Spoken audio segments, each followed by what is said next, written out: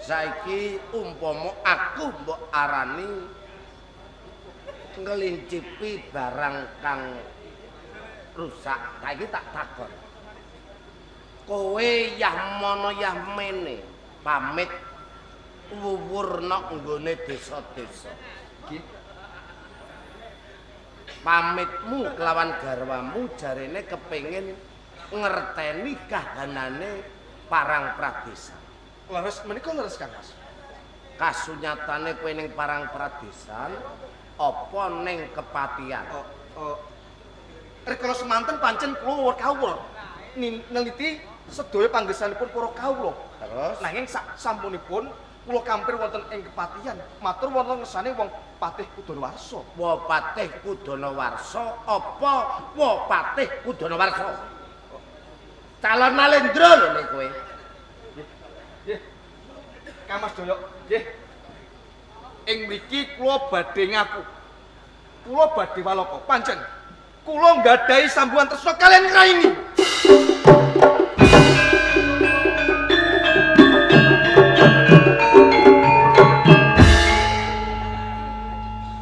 Saiki kari kowe. Tresnamu yen to kowe di madu utawa ana wong wedok liya kang urip ning keluarga. Kowe nampa apa ora? Kula mboten saged nampi Kang. Kula mboten saged lampahi. Yen pancen kowe ora iso nglakoni mumpung iki ana garwamu. Takono.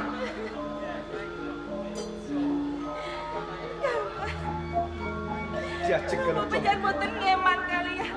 Gune kula lan panjenengan urip bebrahnya. Muga panjenengan rampungi anggen panjenengan sambutan tresna kaliyan akhire ini. diajeng. Kula tresna kaliyan panjenengan kula mboten kepengin pepisah Ten kaliyan. rabedane Kakang. Kakang uga tresna tandhes laring batin kelawan sliramu. Nanging aja sak utuhe ngluputake pun Kakang. Mergo pun Kakang calon Nalendra ana ing jenggala. Ora ana menungsa sing bisa ngluputake lamun to pun Kakang kuwi duwe sisian luwih saka loro paribasan. Mula tak jaluk kanthi lilaning atimu gelem nampa tresnaning ngraine kang Kakang. Mboten saged Kang. Kula mboten saged nglampahi. Banjur lamun to Kakang Badut tresnaning raine. Kula nyuwun pegat kemawon Kang Mas. Diajeng. Kula nyuwun pegat kemawon. Kula nyuwun pegat kemawon Kang Mas Dono, Ana apa? rawuh panjenengan wonten ing Taman Tambak Boyo. Boten ndamel tentremipun keluarga kula, nanging ndamel risakipun. Sakmenika Galuh Candra Kirana nyuwun pepisahan kaliyan kula. Mila menawi tok ing mangkinipun wonten menapa menapanipun garwa kula Galuh Candra Kirana. Boten wonten pawongan ingkang kula tutuh kejawi panjenengan Kang Mas. Mas, jangan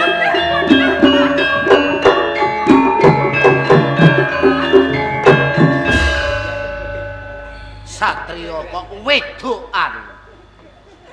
Kados pundi kula Kang? Kari kowe, Taji.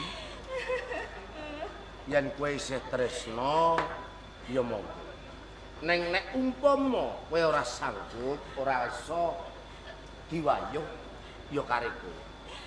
Kula tasih tresna Kang Mas. Mila kula badhe bojo dumateng garwa kula Kang Mas bangun kula nyuwun pamit Kang Mas. Kang Mas.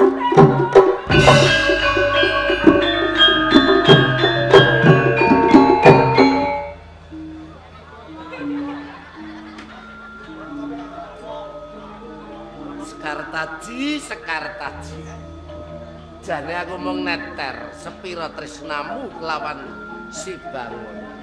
Senajan ana tumindak kang kaya ngono, buktine kowe isih nututi karo Bangun. Pisan gawe jenggala arep tak tata, arep tak gawe kisru.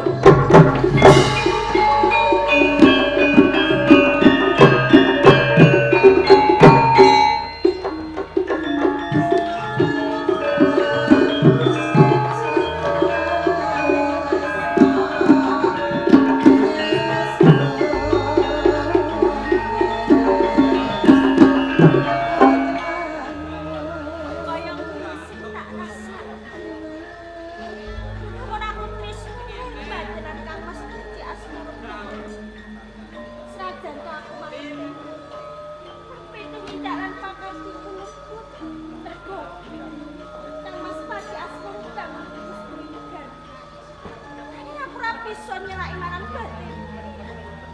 Namun setino wae aku ora ketemu lan Kang Mas Puji asmane banget. Rasane atiku mau krisik.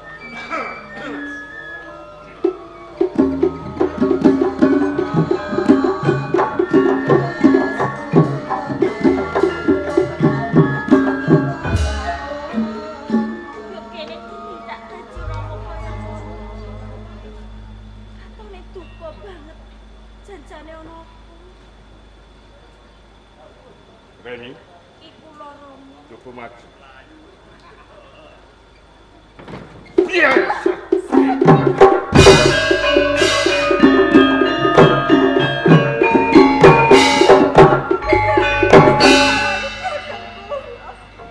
Apa kesalahan luput kula Rama?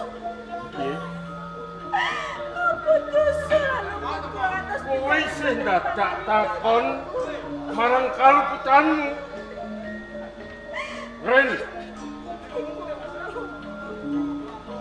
jeneng kowe iki anak ora bisa ngluhurke asmane wong tuwa.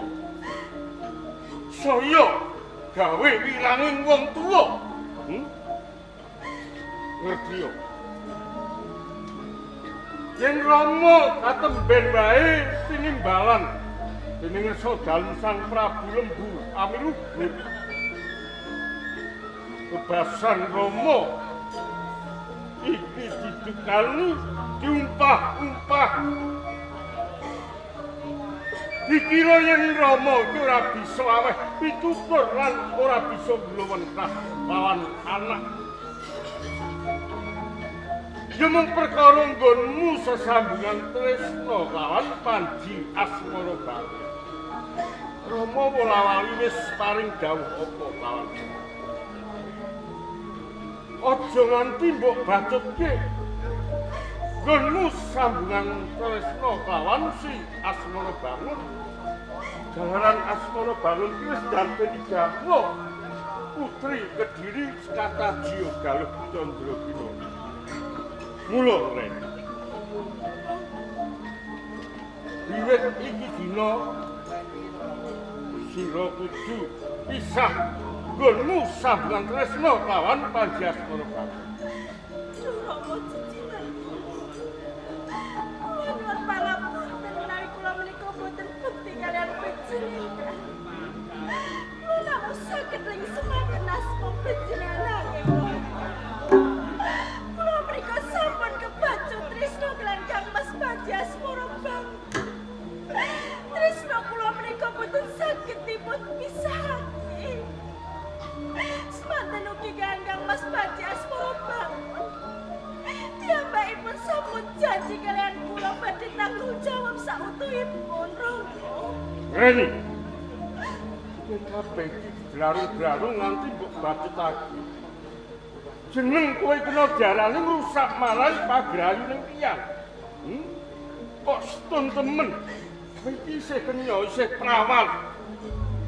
Mongko jeneng jagat digelar ki amba tebane ora mung sak godhong tela. Priya sing bagus isih akeh kejaba si Asmara Bangun. Mula bisa. Bisa.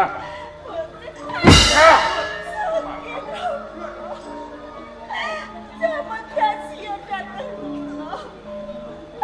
Kula namung nyuwun lilandana. Sepantas pejabat menika restu nyanyi kula sambungan tresna kalian Kang Mas Panji Asmara Bangun. Sinaosa tumindalan pangkati kula menika lempat.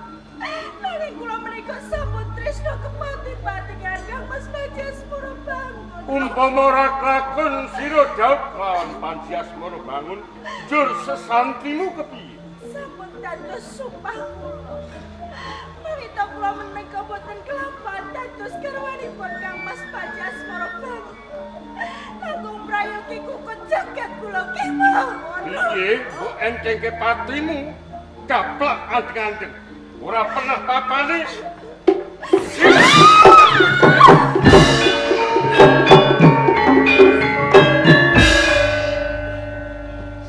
Mupati Durwas. Kanjeng Pangeran Asmara Bangun. Panjenengan ngiga pusaka badhe katancepaken wonten ing dadanipun Rai. Menapa sedaya kala wau sampun panjenengan penggal? Sampun. Sinaosa menika anak kula. Ning tumindakipun sampun alisir saking angger-anggering kautaman. Tenanipun ngantos wonten kedadosan ingkang kados ngaten. Boten sanes namung panjenengan ingkang anjalari Kanjeng. Kula mangertos wau. Mangerto panjenengan kaparingan duka saking Rama Lembu Amiluhur. Lamun to panjenengan mboten saged nggulungetah ingkang putra nanging punjering perkawis menika wonten kula.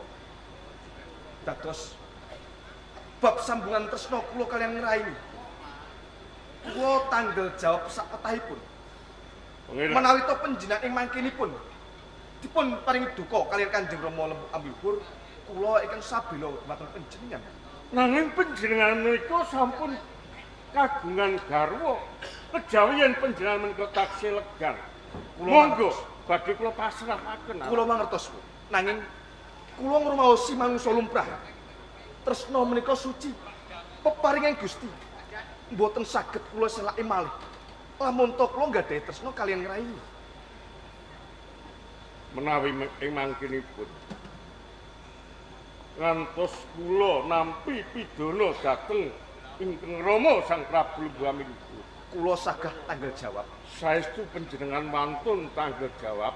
Nah niki Kajawi saking menika lair batin anggen panjenengan tresna dhateng anak kula. lair tandesing batin tresna kula temanduk ngraini. Yen pancen benan kersa tanggung jawab, monggo. Reni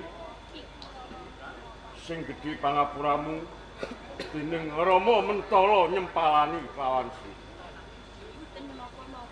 Ya, Reni wis kabeh mawono tanggung jawabe Kanjeng Pangeran Asmaragarwa. Ngono. Dikepenake Rama bakal manjing ukuran. Matur suwun.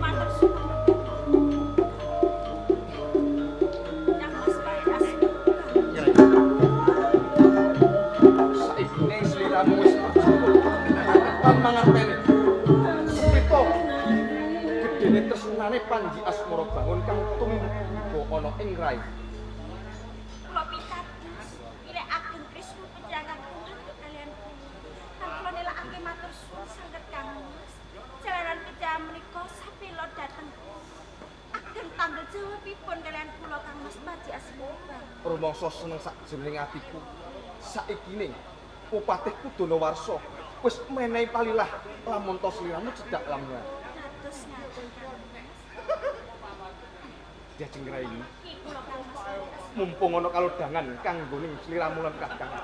Ayo padha lelomban ana ing samudering asmara ing mangkinipun supayaning tresnane ngraini lan Panji Asmara Bangun sansaya ngrembaka ora ana bab kang bisa misahake.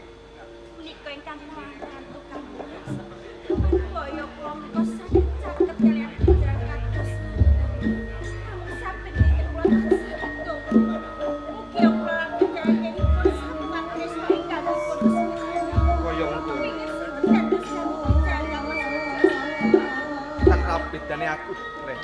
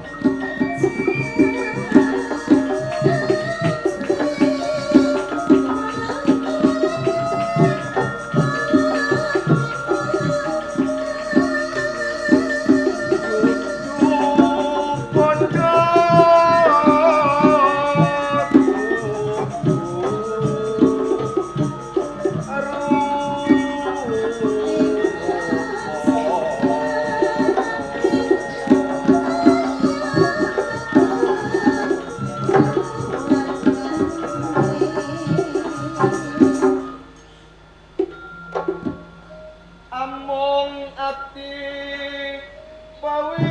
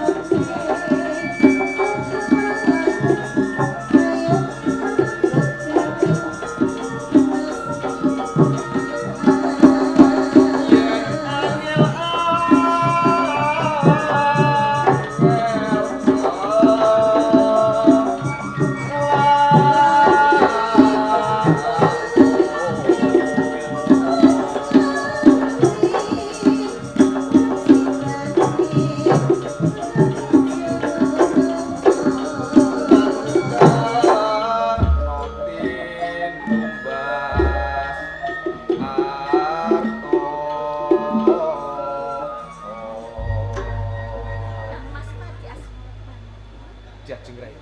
Mugi-mugi kemawon anggen kula lan pejabat sambungan Trisno boten wonten pauman ingkang saged misuh. Kaya mengko. Kang Mas Panji Asmoro Bangun.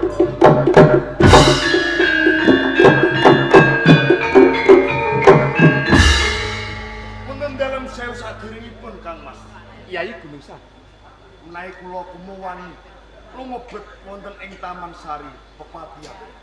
Nanging boten nyono babar pisan. Saksamunipun kula niki ngertos wonten kedadosan ingkang kados ngaten. Estunipun kados pundi Kang Mas? Ya. Yai Gunung Sari. Kakang bakal waloko. Lamun to Kakang duweni rasa tresna sambungan tresna kelawan ngraini. Napa sedaya kala wau sampun panjenengan penggalih Kang Mas? Kene ngopo ora? Panjenengan sampun mengku salah satunggaling wanita. Boten wonten sanes namung kadang kula sepuh. Nanging kenging menapa panjenengan tegelan mentala tumindak selingkuh ingkang kados ngaten Kang Mas? Yai Gunung Sari. Dadi ana kawruhanan. Saknanipun Kakang kuwi ora tumindak selingkuh, nanging Kakang wis maloko. Kakang maloko kelawan garwana Kakang. Ya Sekar Taji Galuh Candra Kirana. Lamun to Kakang kuwi ndhe sambungan tresna kelawan Raine. Ageng raos tresnanipun Kang Mbok Sekar Taji dumateng panjenengan. Aku mangteni. Monggo panjenengan kedah emut nalika lelampahan semanten wonten lelakon Sekar Taji Popol. Iki Kang Mbok Sekar Taji ngantos brandal ngecu. Bot-bote mung kepengin sandingan dumateng panjenengan. Nanging kenging menapa? Kenging menapa panjenengan ngiyanati kados ngaten Kang Mas?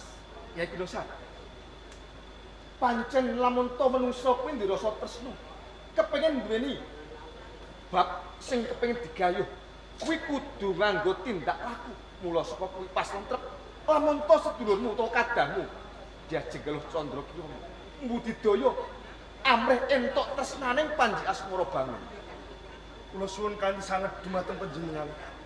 Titi wedal menika panjenengan kedah pepisahan kalih Raine. Kula suwun kanthi sanget Kang Mas. Sing gedhe pangapuramu Yai Gunung Sari. Lamun to pun Kakang ora bisa kepisahan karo Raine. Asmara Bangun. Sutik aku ngajeni kelawan kuwi. Oh, Kabeh mau saka patrapmu. yo ora dadi boyong apa Gunung Sari. Lamun kok bacutno. Ning kene aku sing bakal misano kowe kelawan Raine. Gunung Sari. Lamun to nekat kepengin misahke tresnane Panji Asmara Bangun lawan Raine. Ayo Coba wae apa boten bisa.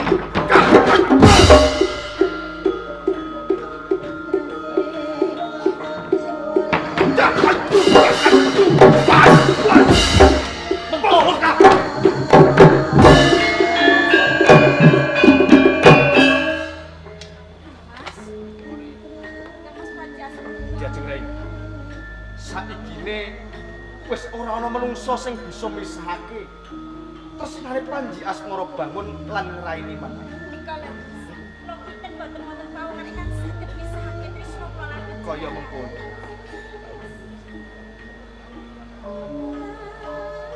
Bagyo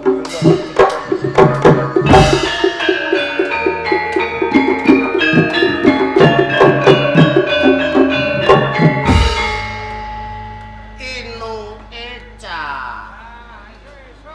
saged tukeran kula Kang Mas Panji Asmara. Oh, jebulane ngene iki to. Bojone dhewe cilik milih sing belegu. Iki mboten napa-napa. ora dadi goyong apa.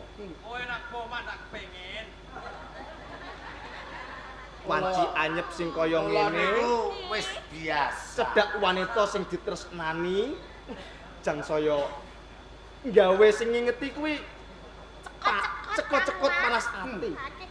Selak ora selonto ngejak balik mesti. Lagi Sorry ye. pun boten usah pun gagas. Nika mertandakake bilih menika meri kalian panjenengan Bener. Kang. Ubur-ubur ikan lele. Tegesipun Nek wani jajal dinikah resmi le. Kang Mas Doyo Apa? menawi tobab meniku gampil. Tenane. Inggih, kenging menapa mboten? Patahipun satriya kados Panji Asmara Bangun mboten badhe nutup-nutupi. Oh, ngono. Neng, perkara iki merga kowe kuwi adikku. Inggih, Aku kang bakal nyahak karepmu kelawan ngreni. rikala semanten kula ugi sumpah sakjroning batos kula. Apa? Ageng tresna kula tumindak temanduk ngraini dados sinten kemawon ingkang dados pepalang. Saya kepengin misahake rawe-rawe lantas malang-malang putung. Weh, kondane cah. Kenging menapa mboten? Tenan iki. Najan to ing mangkenipun panjenengan dados pepalang kepengin misahaken. Ah, Ing mriki mboten wonten kadang lan kadang. Awit Ah. panjenengan tiyang sepuh mboten saged dipun ajeni babat pisan. ngono. Nggih, Bangun, kados pundi? tak omongi ya, Le. Menapa Kang Mas? Nalika biyen aku ditresnani anu Sekar Taji. Nggih. Aku moh merga apa? Kang bakal nglintir ke Prabon ana ing Jenggala ora ana liya mesti kowe. Mulane sampeyan tak golekno bibit kang apik, panggonan kang apik kanggo apa? Nglairno putra putrimu besok. Saiki tumindakmu kaya ngono Kang Mas Doyo. malah trima Bathara Katong kae. Betara katon. Betara katon bekantara katon. Durus Padha karo slender ora Kang Mas Doyo. Katong. ing ajeng panjenengan paring dawuh utawi ngendika bilih panjenengan tresna kalian Sekar Taji. Biyen kuwi Lajeng panjenengan paringaken dhumateng kula. Lho, lali lali? sakmenika sampun ngertos. Apa? Kula saged nutup pawekon. apa? Menawi to galuh Candra Kirana panjenengan pasrahaken dhumateng kula menika mboten ikhlas lahir batin. Lho. Panjenengan mau pamrih. Monggo, menawi panjenengan tasih tresna kalian galuh Candra Kirana. Monggo panjenengan pendet kula nggadahi ingkang enggal, Kang Mas. Oh, adik kakek aneh. Sampun cetha. Sinten kemawon sampun mangertosi. Heeh. Menawi panjenengan tresna nggih monggo kemawon panjenengan pendet malih. Nek upamane aku isih tresna le, ora tak bakal tak paringno karo kowe. Kasunyatane apa?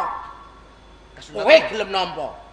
Nanging panjenengan tindak wonten ing Tamas Tambakboyo panjenengan ngubuk-ngubupi ngracuni atining Sekar Taji. Lah kowe yo seneng karo ngreni. Mboten kula selai. Kula calonane ndo. nggadahi garwa 70 sisih cacahipun paribasanipun boten wonten ingkang lepataken. Dadi nek nyalek Ndara kuwi duwe bojo 70 cacahe Inggih, ora apa-apa. boten napa-napa. Kuat kowe. Ing menapa boten? Tenan? Nggih, Sumpah. jamune. Asem maneh. Ya wis, perkara iki tetep tak alang-alangi. Rikala ngajeng kula sampun matur sinten ingkang dados pepalang kula singkiraken. Kowe wani karo aku. Kena boten kapeksa. Wani. Monggo.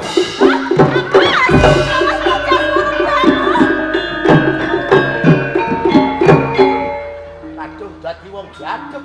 Lah bali niki perkara panjenengan. Kok kados kados to windak panjenengan. Kula niku tresno kalian Mas Panjasmara bangun. Reni, kabeh tumindakku kaya ngene iki mergo kowe putrane Wopatih Kudonawarsa. Aku mesakno karo sampean mergo ora bakal kowe dipek bojo kelawan gawe. Nanging kula menika sampun kebaca tresno kalian Mas Panjasmara bangun. Boten bentenipun kalian Mas Panjasmara bangun. Ugi tresno lahir batin kalian kula Kang Mas. Yen kowe nggugu aku lerenono tresnamu kelawan bangun. Boten saged. Ora gelem, Boten. ora gelem. Boten. Wopatih Kudonawarsa.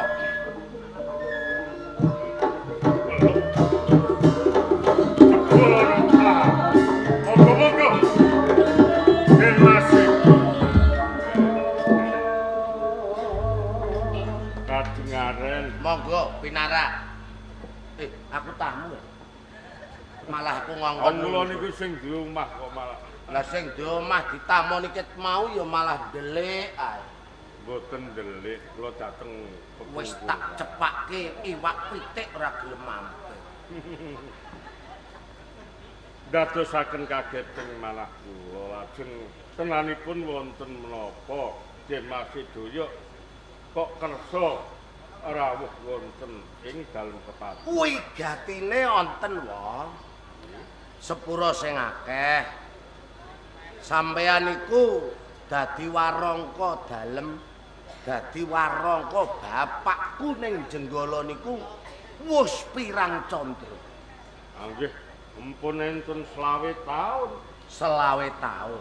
Nggih.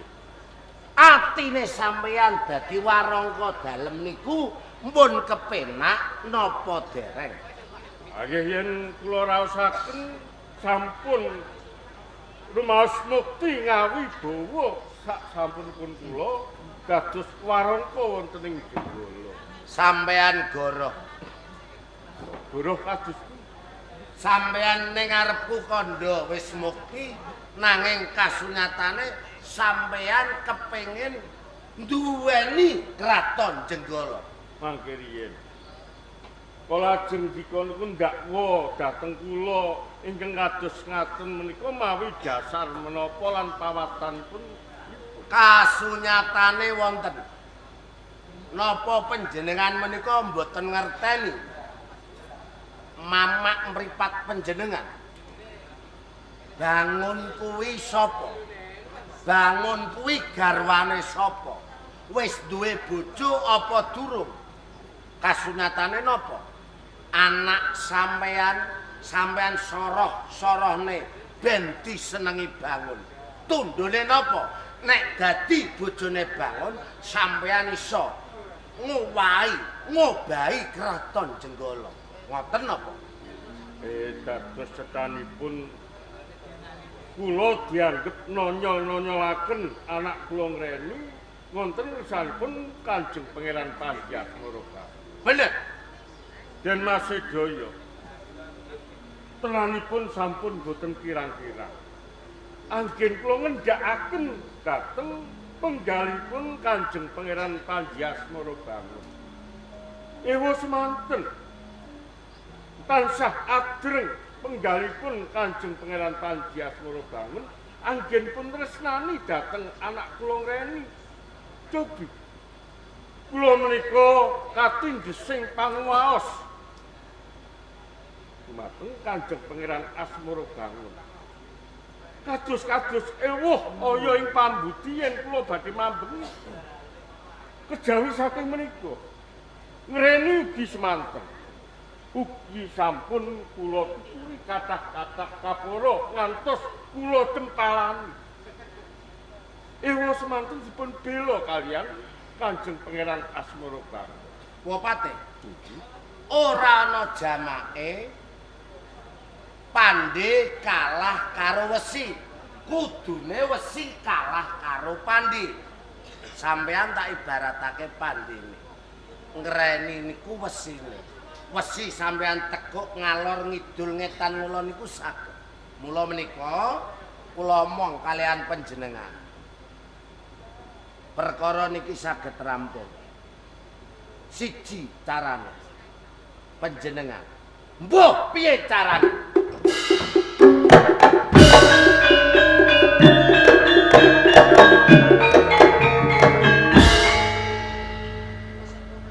Reni. Kowe ngerti dhewe kanthi mripatmu tanpa nyilih mripating liyan. Coba. Yen iki kejadian kaya ngene iki. Lho Rama iki wong tuwa. Nanti diunja mana bocah. Kaya dening Kidaya. Rajan iki putrane kang. Ya mung kabeh iki jalaran mung saka tumindak lan pakartimu. Kok kebangetan temen kowe Reni? Gonmu ora bisa ikut dhuwur dicucuk. Panas palu wong tuwa. Ora wedok ora kirim gotok malah kirim cowok. Jamri pun maksud dan ngeros padaku. Sebatas pepisahan Mas Panji Asmarabangun. Ingat sing kula menika sampun mantap. Lageng tresna kula lan Mas Panji Asmarabangun kula mboten saged pepisahan. Endi Rama bisa percaya kan Panji Asmarabangun? Ing ngarep Asmarabangun kandha yen bakal tanggung jawab sak putuhe. Yo dene ana kedadian kaya ngene. Asmarabangun nglungani saka ing kepatihan.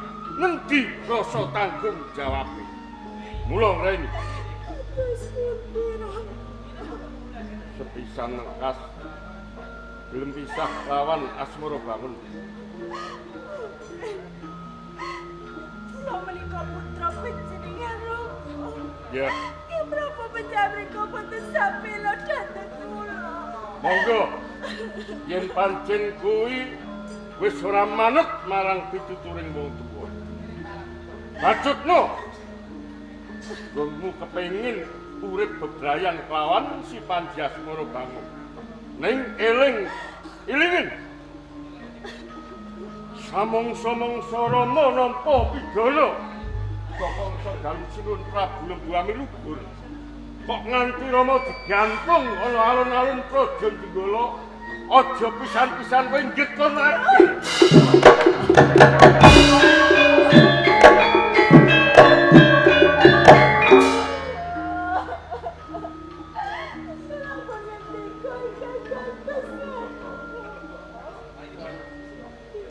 Tanpa guna aku dak putra kaya.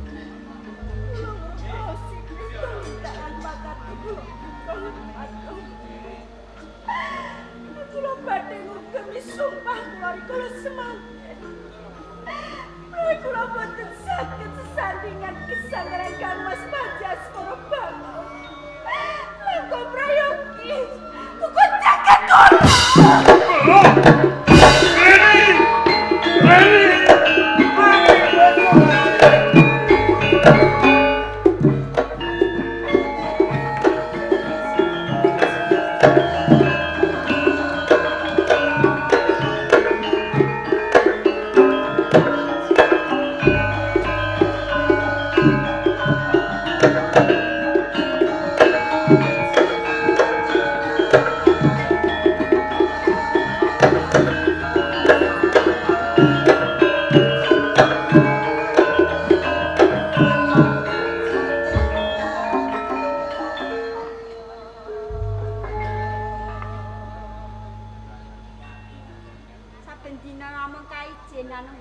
papan kene. Durung ana abdi sing tumuju nang gone pengarepan.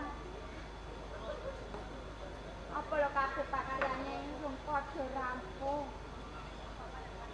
Yen kaijenan ngene iki lho. Rasane suwung banget.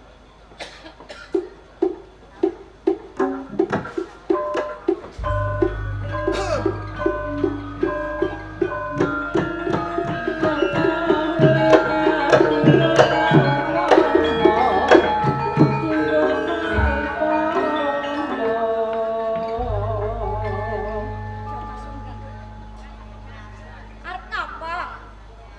Arep ngetoprak. Ya wis ngerti yen arep ngetoprak.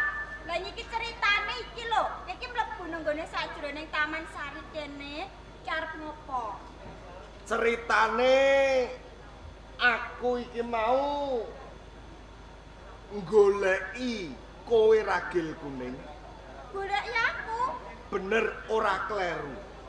Lah banjur yen wis ketemu aku arep ngopo? Ngene ya ragil kuning. Mo, aku tau ngene, kathokku ilang kok. Lah kathok ilang ora mbok goleki.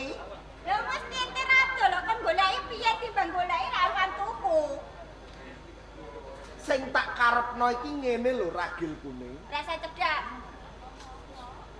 Lah aku jare dalange kon nyedak kowe kok. Lah aku mau kok. Ya, aku tiwas wis ayem. Lah ayam. Tak enteni suwengi muput metuku ki gek kapan. Tiwas ndredeg gek lampune mati sisan aku. Delalah kok urip meneh. Mergo ngenteni awakmu munggah nang panggung iki nang lampune mati-mati. Ana wigati sing arep tak kandhake kelawan kowe ragil kuning. Mesti ndadekke kaget sakjroning atimu. Dumadakan aku tumeka ana ing papan kene. Pancen kuwi bener. Aku kaget sampean kok mlebu nang gone Taman Sari papan kene iki arep ngopo? Aku ora harus kondo karo sampean to. Wis pirang-pirang taun nggonku mendem rasa iki, mumpung dina iki aku ketemu karo kowe ragil kuning, bakal tak blakake. Kok blakane babakan apa to? Nyedak orene tok ora usah dadak wedi-wedi. Ora aku nek. Lah nang gone kene iki anane aku amungku ambek kowe lho. Aku lho wedi. Wong sunggingan iki ya klebu menungso. Ngopo kowe dadak wedi karo aku? Lho iya mulane kuwi sampean menungso, aku lho menungso. Aku wadon sampean lanang. Lah wong wadon nek karo wong lanang lagi kaijenan ngene. Ah wong lanang pikirane tekan ndi? Ya pancen ra tak silaki. Ragil kuning, Wah, yen nyawang pasuryanmu tak ibaratke ora ana wong ayu kejaba sliramu. Jane ngono eman-eman. kok eman-eman. Wong ayune kaya ngene kok durung ana sing duweni. Kandamu aku durung ana sing duweni. Pancen dina iki aku durung ana sing duweni. Nanging wis duweni calon. Dadi kowe wis duweni calon. Heeh. Lah wong lagi calon wae kok. Dadine Calon kuwi lak ya loro pilihane. Heeh. Dadi karo ora dadi. Nek mung lagi calon wae berarti kan sapa wae jeh berhak duweni. oh, sebelum janur kuning melengkung, siapapun bisa masuk. Cocok. Upama kowe tak pek bojo ngono gelem apa ora ragil kuning? Aku kok gak bojo? Iya, Kok pek bojo kowe? tak pek bojo mengko ke bakal tak mulyake. Lah caramu mulyakno piye lho? Kowe iki lho wong desa lho. Arep mulyakno aku. Ya tak mulyake kanthi cara sing kepiye wae. Merga wong wadon kuwi wajibe diratuke, wajibe dimulyake. Heeh. Wong wadon kuwi tugase loro. Apa? Siji kudu taat karo wong lanang, Heeh. kudu manut karo wong lanang. nek umpama aku duwe bojo ora bakal kowe tak kongkon umbah-umbah. Ora bakal kowe tak kongkon ngisoi piring. Ora bakal kowe takon nyapu, takon ngepel. Oh kaya ngono. Banjur aku mbok kongkon apa Kakak? Tak mulyake. Mbok mulyakno. Ning tugasmu siji, Apa? kudu taat karo wong lanang. Lah carane taat piye?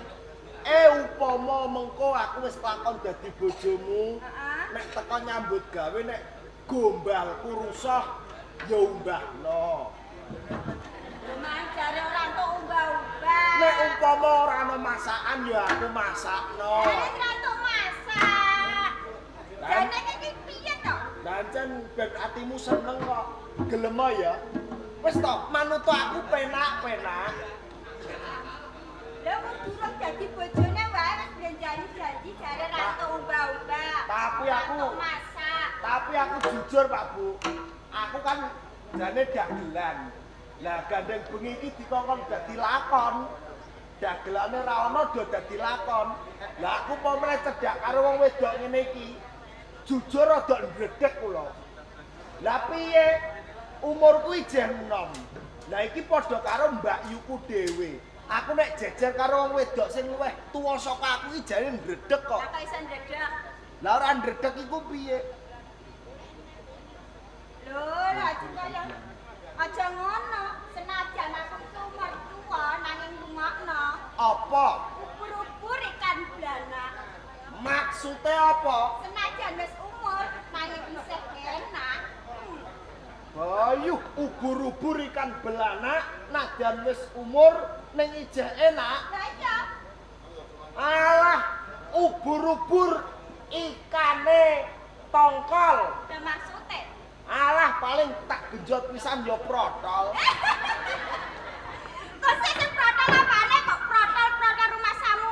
Senajan ngene iki aku isih perawan, isih kinyis-kinyis, isih rapet. Ah, rapet apane wong wis duwe bojo ngono.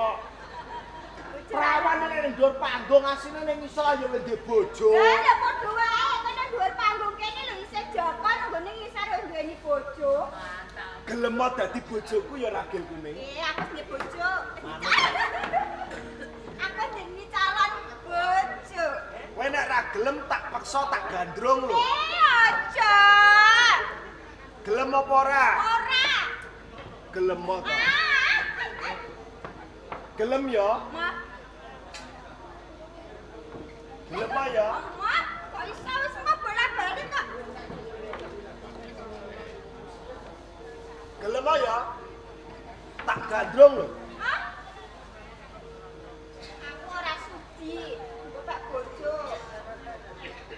Sopo manis?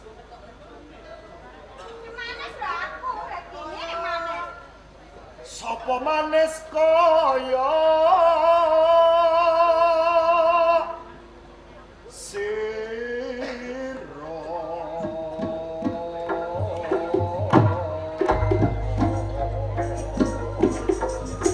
Iki lho, wene dhewe karo kan karo meksa ngono ya ngono.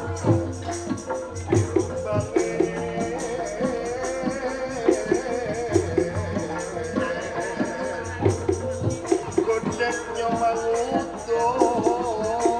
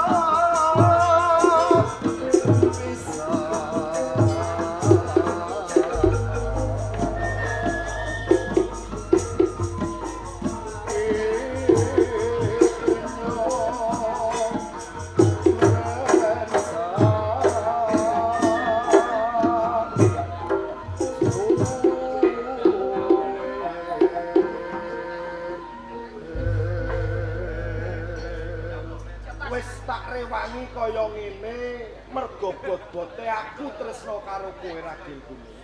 Sing salah ki lho sapa? Sing salah karo awakmu dhewe. Aku wis kandha bali yen aku iki wis duweni calon bojo. Boleh omong wadon liya, kono gone kene lho sakake wong wadon. Nadyan ning jaba kae akeh wong wadon. Ning atiku ora marem yen durung sesandingan karo kowe. Apa to kurangku coba? Sawangen. Yen bagus, aku yo bagus. Yen gagah, aku yo gagah. Bondo donya aku yo duwe. Apa kurangku wong ayu? Bagus ya bagus. Gagah ya gagah. Angin kurang siji. Apa kondo, apa kurang? Kaya ngono. Kepengen ngerti kurang apa? Kurangku apa wong ayu? Pengen ngerti? Heeh. Kowe iki kurang ajar. Kurang ajar mergo aku ki edan kowe tak kandhani. Lah kok aku sing salah iki lho. Wis tak rewangi kaya ngene, kowe jerang gelem nampa katresnanku. Aja salahke aku yen aku bakal panipeksa karo kowe. Manut gelem dadi bojoku.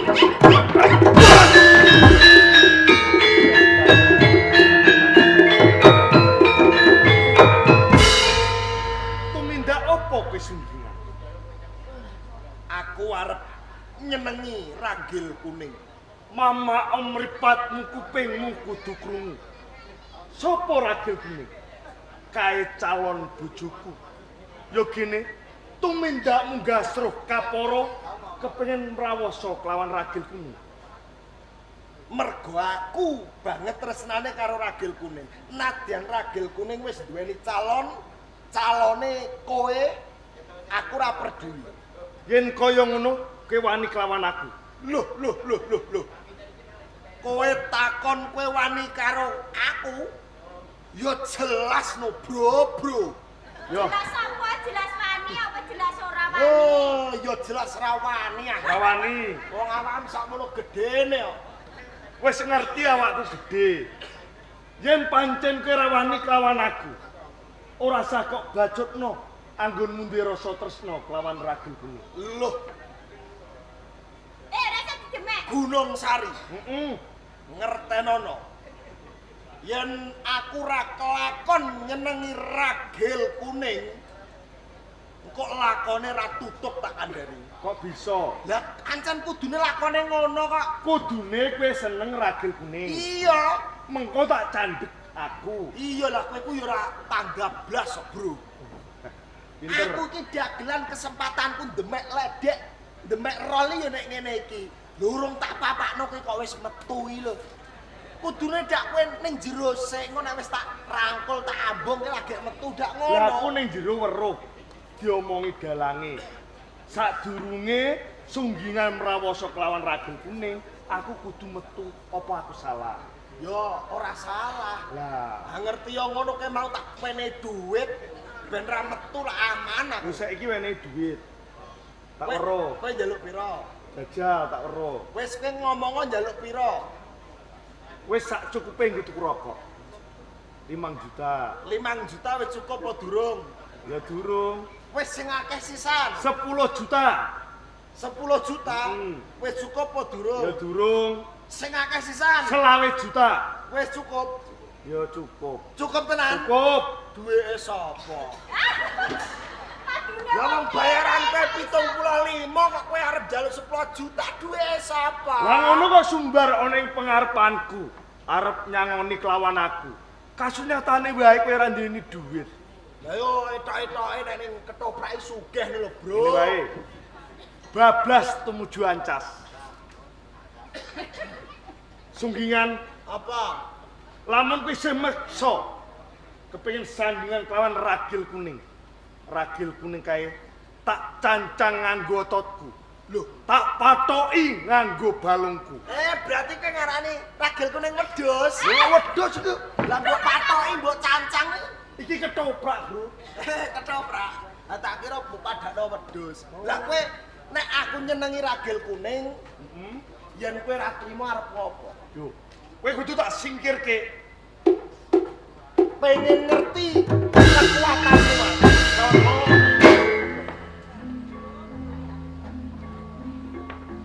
Salto ora? Ayo salto. Tak weruh aku kowe salto. Wis sik. Wis sik. Kowe nek salto aku tetep salto. Aku salto kowe salto. Oke. Salto.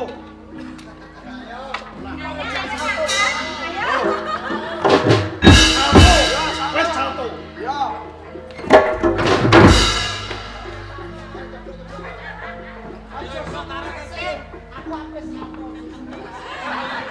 Ye.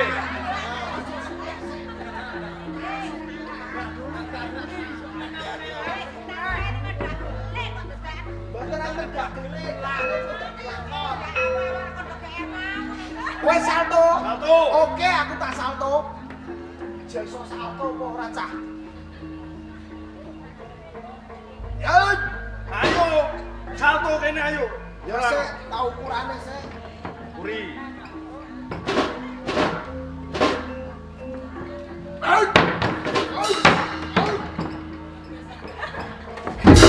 Ayo salto. Salto. Masamu kowe dhewe sing iso salto. Buktane ning pengarepanku. Aku yo iso salto.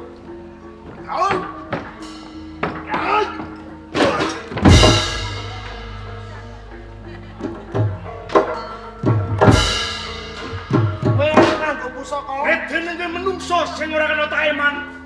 Tak singkirke ana jagateng pepadang. Coba pusakamu tampake. Mati. Weh. Ora tumomo. Omburi. Weh. Melu.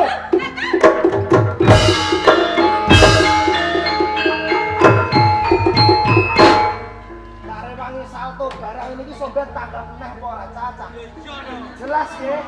Wis tak dongakno akeh rezekine sok taun ngarep iso luwih mbiar.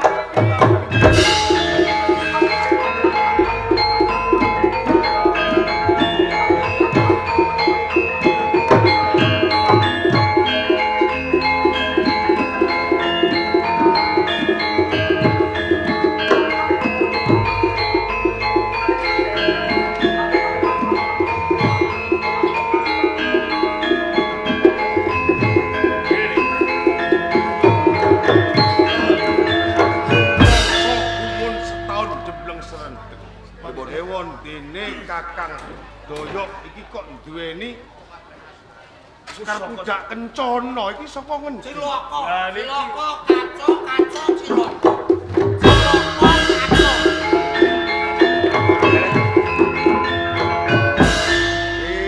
kutuk marani sunduk sulung mlebu geni. Kabeh mau karo kowe. Gara-gara kowe aku kalah. Kalah karo Doyok. Iki gara-gara Nek kena tenan, Cung. Ben wetengem kimpes. ora nyawamu piye iki? Ciloko. Aku mang mlaku kok iso kepethuk kowe iki mang piye lah.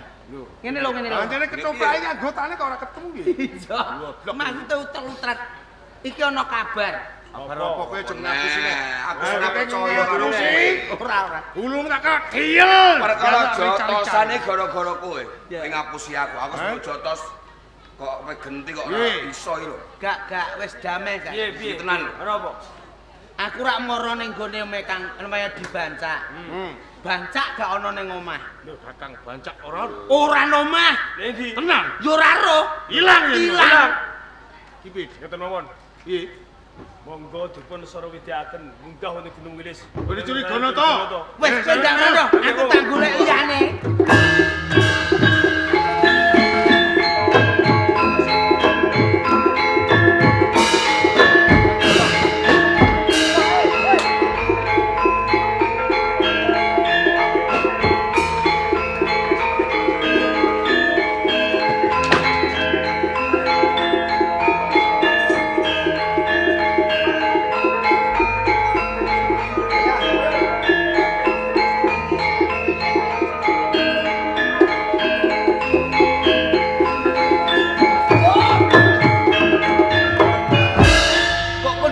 Kang Mas Bancak. Kok kadungaren enten napa? Angger medhum mlaku kringetipun jagung-jagung. Aku doyak wong sak pirang-pirang aku njaluk tulung. Lah doyakne sebabe napa? Yo mbok ora ngerti kesalahanku. Sing baku aku slametno, aku tak ndelik ning kene. Oh, ngaten, monggo. Iya.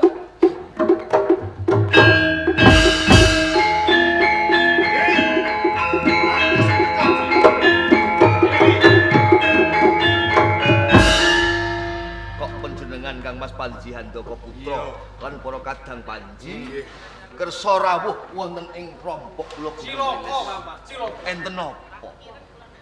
Ini aku krungu kabar sing ora nyenengake. Amun to dina iki miturut ature Panji sapa pau? Karnadi. Yen to Kakang Bancak iki ilang.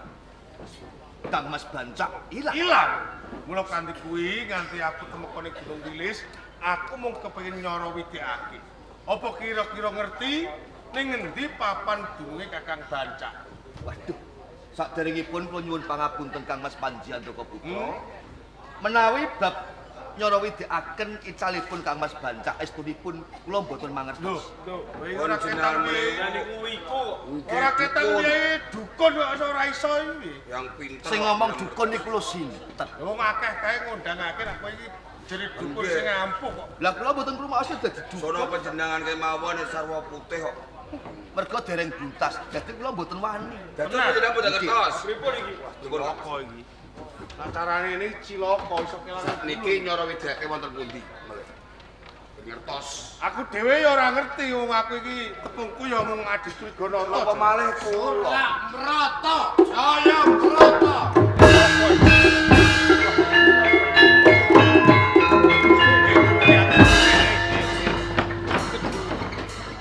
Wani iki karo Aku tulungi. Aja kok malah kakangku Bancak mbok gawa lunga Pak. Sik. Panjenengan niki lho ana. Teko-teko nesul niku lah napa? Ambali melih coba. Nah iki aku nesu tenan. Ambali melih. Tak labui ket sore nganti yaene lek aku metu petendang ya perkara mung kelabui Kakang Bancak. Sampeyan Bajan. di mriki niku lajeng napa? Goleki Handaka tolo karo kowe. Wigatosipun. Kowe nyolong karo Kakang Bancak. Lho cilaka iki. Panjenengan ampun dakwa kula menawi kula ingkang nyolong Kakang Bancak. Aku bali ning Karang Kelampis Bancak ora ana. Kowe wong telu. Sing sandang sinten? Kandha sapa? Ki wedhus. Wedhus. Lah bali kowe. Iku mau ora ketemu karo aku to. Ya. Kondo Kakang Bancak iki ilang. Ilang. Lho kok malah koso baline? Lah iya. Kowe kondo karo Kakang Doyok. Nek sing nyolong ki aku. Kalau Kang Mas Handaka Putra iki piye? Lah kowe mang ketemu aku kondo jare sing marana nggone Karang Kelampis sapa? Iki wong telu. Lah iya. Oh, wong telu. Kowe anggere macem-macem tak jabat sisan. Buka dalan, buka panggonan. Tantange pisan. Mangke riyen to Kang Mas. Kaya ngono. Mboten. Nganti Kula niku mboten papan nyolong. kene aturane nyoro widake bab pilange Kang Bancak. Ora iso. Ora iso piye? Kok ngeyel lho jenengan. Jangan Yen ora percaya Kakang Trigonata. Trigonata. Menika. Akeh ngomong antem e. Pakai kowe. Cucuk tumbaan kowe. Kalau cucuk tumbaan. Tutuk tumban. Oh iya. Nyolong wong telu kuwi. Wis monggo, nggih monggo. Ayo monggo. Napa? Tuwang pane pusat. Di pusakamu ndi? Ndi? Jadi tisu lapi kabeh. Padha putih. Ora wedi kula niki. Sampeyan goleki napa? Pusakaku. Karo budak bencana. Iya. Bali nyanggone. Nggih, ya ndak apa melih. Mergo sampean mlete. Niki ra kena nggo sumbang. Dipun sakniki. Jaduk Pak Don. Loh, sapa kae?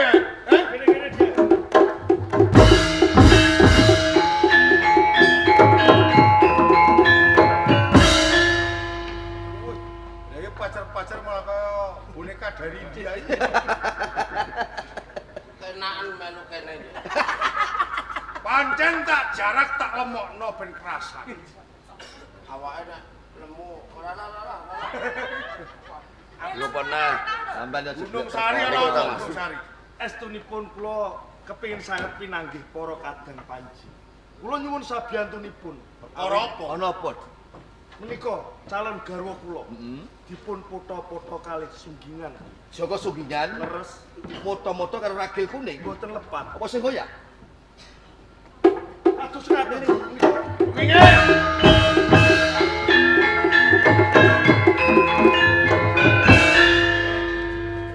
Anak perkara iki urusane iki. Oh, walangan Sunggingan. Urusane iki. Mang dulur-dulur do kandha. Kok urung ana dagelane metu Pak Mukul. Do dagel dulu iya. Ayo. Ngono karep dagel silu. Ora butuh. Aku pesen ora Nimbale iki ora trimo cejak lho, cuma macam iki. Karadi. Lurus iki. Apa bener Sunggingan? Jasku manusia. Kowe moto-moto marang ragil kuning. Pancen boten Betul apa? boten napa. Ilat-ilatem melet. Bocokon kula silek iki. Masa ora Aku kira perintah kowe. Tawari terus. Saya, aku lagi ero iki, Pak.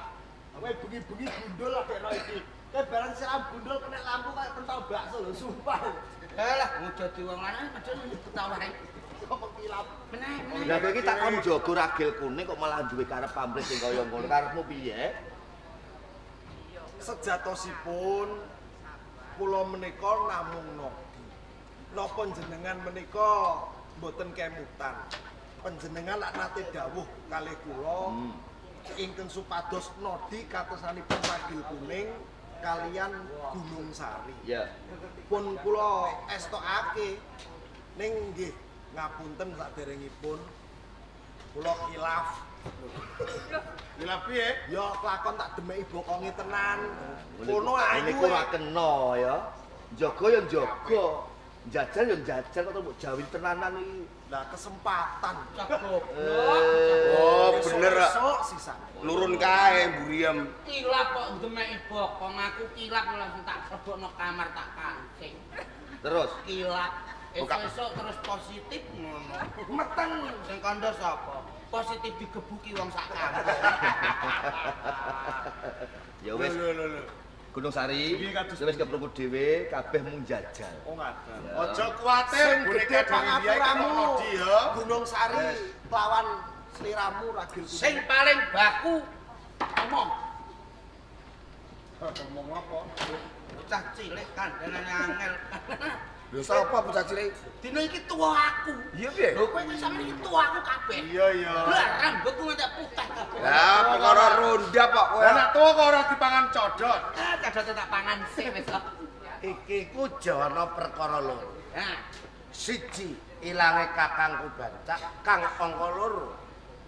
Bangun kelawan Galuh Candra Kirana arep pegatan. Arep pegatan. Lah perkawisipun menapa? Keren. Putanipun Paman Bedonowarsa. Bener. Panji bangun seneng karo ngreni. Kurang ajar. Dadi arep pegatan tenan. Akan dani kok ngeyel.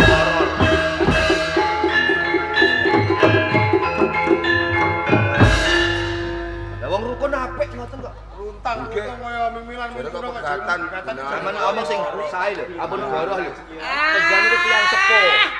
kowe ngesir galuh nek ngono. Kok iso mbok darani pegatan ternyata Sing lengket rukun kaya kena kados. pelet. Hoak. Hai. Ngalap kowe. Dok menang jam. Ya ya. Galuh. Kula kan. Kok gandeng renteng kaya truk gandeng ae kowe. Itu kok garwanipun nak digandengan. Kula sampun rujuk. Wis rujuk. Nggih. Reni Kalih pati. sama lakata. Tuk. Apa di sama lakatan? Tembung napa sama lakatan niku? Tembung. Nah, ngeten. Bener omongku to. Ya. Wong pancen Galuh Candra Kirana ku ora bakal iso pisah kelawan bangun. Bangun. Buktine apa? Ana lelakon ngono tetep beda karo aku. Jadi kowe kan lakone beda. Mergo bojomu digondol kancam, terus iso pegatan saiki nemu prawan kantur. Sing dadi pertanyaan, Apa? iki kok kowe mulai saleh apa? Aku mulai Lah ngulon sesuk maine ning Mlumpuke lho, Beh. perkara kowe saiki wis do rukun meneh. Rampung. Sing rukun. Ditata sing apik inggih. Ora usah luru wedokan meneh. Wedok kono wedok kene ku padha wae. Kandan. Sarung plekat didondongi. Maksude Iso nasihat ning ora iso nglakoni blas. Anendor. Plekatan dondoman sarong. Terus Nekat kowe bojom digondol wong. Sing rukun. Sing rukun. sabar. tak tenane Kakang Bancak iki ning Estunipun Kang Mas Bancak niku mboten ilang. lho. Ning kula singitke. Ora digawa Andaka Putra. Mboten. Boten Kok Kula singgahke. kesingitke sing sentong niku. diadahi Bang Tono kan ning lumut pasti ngomong. Lumur masih digaring lho. Ada garing kok tetek. Metu raine terlumutan. Lumutan wis sore. Judulnya iso. kowe tak ngenteni kok ora ono kabare di. Anjane wong tuwa kakekan. Ketoprak sok wengi utuh. Trimo kalah karo Mbambah. Lah wong sesore aku sing mbok perintah njaluk aku ngambil pustaka raja. Lah kowe wis dibor Bancak bangun praja kok metu sore pisan terus esuk pisan. Kowe aja ngarahno aku. Lah sing disalahno sapa? Nyalano dalange. Ngatur pakli. Kula niku jane gumun. Panjenengan iki putrane piyayi. Lah kok sandal jepit tok manggo ngene. Mulane aku nganggep sedulur-sedulur ora adil. Perkarane lho. Sepatune ning kutho mangan wareg nyandang utuh lemu-lemu aku lungset. Boten napa-napa sinaosa lungset. Ning sampean iki kalebet pesugiane Wayu Manggala. Dadi akhirnya Wayu Manggala sing sampean tejos tetep. Iya, kawas-kawas ra iso. Bang, ngomong saiki. Karepe sampean niku Sing pripun? bangun raja iki lho sapa? Panjenengan ngendika kados ngaten kok. Cewangkem tak suweksan lho malah. Kowe iki wong tuwa ora tanggap ing sasmita. Kuwi mung pralambang. Sebab apa aku kok nganakno bangun praja jalaran sedulur-sedulurku semono kae. Urip kepenak kok ora tau tilik aku. Terus aku nyuwun marang dewa jebul wakili suci sing rawuh tekan kono. Lah wakil suci ngomong napa wae? Dawuhe wakili suci yen kowe kepengin bangun praja, kowe nyiriya ngampila wong tuamu buku pustaka raja. Pustaka kuwi paugeran patokan raja ki raja, pathokane raja. Pathok raja ngatur karo rakyate. Lho, kaulane. Mbak gandeng jenenge kalih sedulur kabeh para panjine iki. Lah iki nak pustaka raja mesti dadi cengkah. Mergo iku duweke ratu. Sedulur padha sedulur padha tawur. Kok nak tawur njaluk pengadilan karo jeksane iki. Dados sampean iki ngersakaken kadang panji sami nglempak, Nah, sami rukun. mulane aku munggah ning harga tretes kene. Harga wilis. Harga wilis. Regine kadari ndak guyu terus lho. Dateng mriko tan mboten enten dolanan kados ngeten. Pon, saniki cari jeksone le ngomong arep. Jeksono kalah tuwa kali sampeyan kok. Ora iso. Ya aku pantes kesel. sampe. Mergo iki wis ana kerampungan perkara lakon Bancak bangun praja. Lah saiki mergo sing dituake sampean pinangka dadi ketua, ya nutup. Nah, Sik to, aku kok nutup iki wong buka kudune nutup. Sing tak karepno niku ora mboten ngoten. Nek biyen sampean sore mangkandha kon dulur-dulur Panji kumpulno ya rampung perkarane. Lah nek apa mau kandha kaya ngono ketoprak jebar jam pira jalan? Sesuk nimbali ado. Ngono. Ayo kono, nek ditutup wis rampung. Ana Bancak, ana Daya. Saiki sing ngomong anu Kakang Bancak.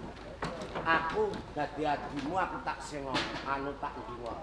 Aku wis kentekan ngomong. Ya wis. Mergo ketuane Wayu Manggala kowe ya kowe sing ngomong. Ngono. Dadi nek ngono perkara iki sing rampungi kudune aku. Ketuane Wahyu Manggala. Nggih, matur suwun dulur-dulur kula treces. Terjan mriki.